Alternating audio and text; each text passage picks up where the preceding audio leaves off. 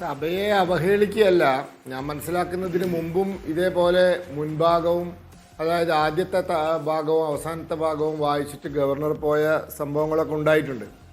പിന്നെ കൃത്യമായിട്ട് എന്തുകൊണ്ടാണ് അദ്ദേഹം ഇത് മുഴുമിക്കാതെ അല്ലെങ്കിൽ മുഴുവനായിട്ടും വായിക്കാത്തത് എന്ന് അദ്ദേഹത്തിന് മാത്രമേ പറയാൻ സാധിക്കുള്ളൂ. രാജ്ഭവനിൽ നിന്നും വിശദീകരണങ്ങളൊന്നും വന്നിട്ടില്ല. ഞാൻ ഇതിൽ ഈ നയപ്രഖ്യാപന പ്രസംഗം ഒന്ന് വായിച്ചു നോക്കിയപ്പോൾ എനിക്ക് മനസ്സിലാക്കാൻ സാധിച്ചത് 15ാം ധനകാര്യ കമ്മീഷൻ്റെ ശുപാർശകൾക്ക് വിപരീതമായി കേന്ദ്ര സർക്കാർ പ്രവർത്തിച്ചിട്ടുണ്ട് എന്നുള്ളത് തെറ്റായൊരു സംഗതിയാണ്. അത് പാർലമെൻറ്റിൽ ഇടതുപക്ഷ MP-മാർ ഇന്ന് വരെ ഉന്നയിക്കാത്ത ഒരു ആരോപണമാണ്. ഇപ്പോൾ പാർലമെൻറ്റിൽ പോലും ഉന്നയിക്കാത്ത ഒരു ആരോപണം ഗവർണറെ കൊണ്ട് വായിക്കുന്നതിൽ അദ്ദേഹത്തിന് ഒരു പക്ഷേ വിമുഖത ഉണ്ടാവുമായിരിക്കും.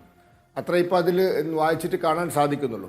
മറ്റ് കേന്ദ്ര സർക്കാരിനെ വിമർശിക്കുന്ന വേറെയും ചില ഭാഗങ്ങളുണ്ടാവും. ഒരു പക്ഷേ അതുകൊണ്ടായിരിക്കാം അദ്ദേഹം അത് വായിക്കാൻ തയ്യാറാവാതെ അദ്ദേഹം പോയത്. പക്ഷേ അതിൻ്റെ കൃത്യമായ വിവരങ്ങൾ നൽകാൻ അദ്ദേഹത്തിന് മാത്രമേ സാധിക്കുള്ളൂ എന്ന് ഇപ്പോൾ പറയാൻ പറ്റുള്ളൂ. You are watching Reporter Evening Show.